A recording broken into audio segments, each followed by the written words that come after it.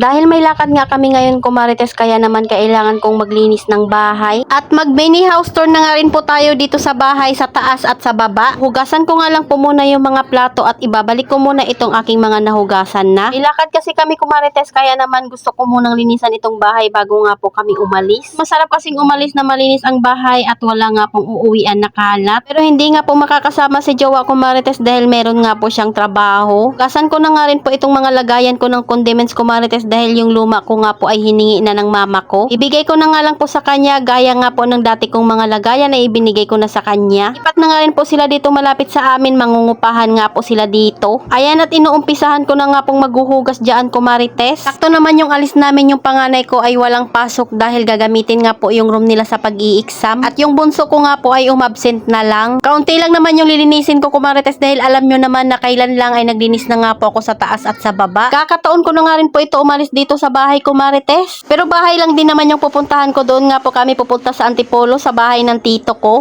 Ayan, at nakatapos din naman ako sa paghuhugas ng mga plato. Next ko naman nga po itong aking lagayan ng condiment. Siyempre kailangan natin ito hugasan at sabunan bago nga po natin gamitin. Excited na nga rin po ako lagyan ito ng refill ko marites dahil alam ko nga pong hindi na ito papasukin ng insekto. Dami din nga po akong suka na natapon dahil nga po doon sa dati kong lagayan ay pumapasok nga po sa may sukaan. Dahil baka hindi ko nga rin po talaga na isasarado kaagad yung takip.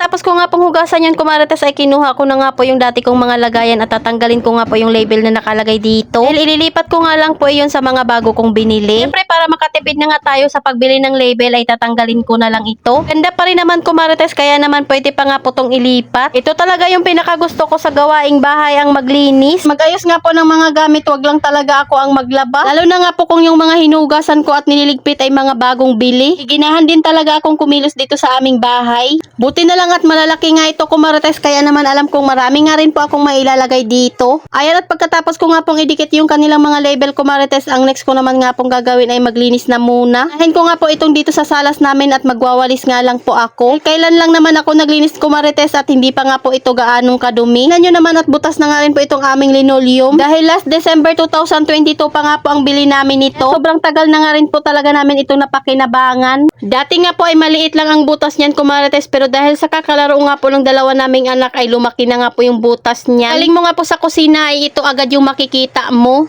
Ito nga lang po yung mga gagawin ko kumarites dito dahil hindi naman nga po madumi pa itong aming sala. At kagabi bago nga po ako matulog ay nakapagbawas naman na rin ako ng kalat kumarites. Yung walisin nga po talaga ay hindi yan nauubos. Ewan ko ba at nahihilig ko na nga po ngayon talaga ang maglinis ng bahay. Wala nga po nung natutunan kong mag-organize. Dati talaga kumarites ay hindi naman ako ganito kasipag. Kunting walis nga lang po at kunting ayos lang ay okay na sa akin. Pero ito nga rin po yung nagiging epekto pag content creator ka nga, kailangan mong may ginagawa buong araw. Next ko naman nga pong ginawa kumarites ay pinunasan ko nga muna ng basa itong aming hagdanan. Mas matanggal nga po yung mga alikabok na dumikit na. Pupunasan ko nga po ito hanggang baba na. Winalisan ko na nga rin po ito bago ko punasan, pero napansin ko nga po yung ibang alikabok ay hindi nga po natatanggal ng walis. Kaya pagkatapos ko naman nga po dito kumarites, ang next ko naman nga pong gagawin ay ipapakita ko nga sa inyo yung bahay namin. Pero feeling ko nga ay memorize nyo naman itong bahay namin kumarites dahil madalas ko nga po itong pinapakita sa inyo. Ito nga po yung terrace namin na sampayan na rin. Kunting halaman nga po dito at yung ibang mga bote nga po namin ay nakalagay dyan. Ito naman nga po yung sala. Pag nakapwesto ka nga po dito sa pintuan ay makikita mo na yung higaan namin. At meron nga rin po dito isang bintana kumarites. Yung nakalagay nga po dyan sa dingding namin ay kurtina nga po iyan. Yan nga po yung mga tinanggal ko doon sa aming dating higaan. At yung tinanggal nga rin po doon sa higaan ng mga anak ko. Ikita mo nga po dyan yung damitan ng mga bata pero wala pa nga pong takip iyan. Tapos yung higaan nga po namin yung sa baba at yung sa taas naman ay higaan ng mga bata. Ito naman nga po yung damitan damitan ko at yung dating damitan ni Jowa. Ang nakalagay nga po dyan sa ilalim ay mga laruan ng mga bata at yung aming mga bedsheet.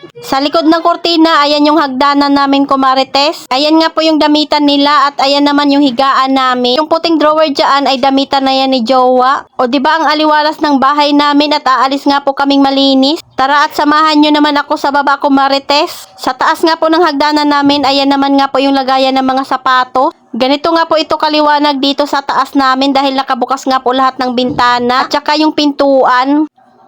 Ayan at baba na nga po tayo sa ating munting hagdanan. Yan lang kaliit yung bahay namin, kumarites, kaya ayaw ko nga pong mayroong mga gamit na nakakalat. Sana naman nga po ay mayroong pasalamin. Dito nga po ako madalas mag-mirror selfie. Char. Pagkababa mo naman nga, kumarites, ito nga po yung nilagay kong harang dito. Orange up ko nga lang din ito binili, kumarites, at makikita mo na nga rin po yung aming tindahan. At syempre, diretso na rin po yan sala. Tingnan nyo, ang liit lang talaga nitong aming bahay. Isang bintana nga rin po dyan at meron din kaming lamesa.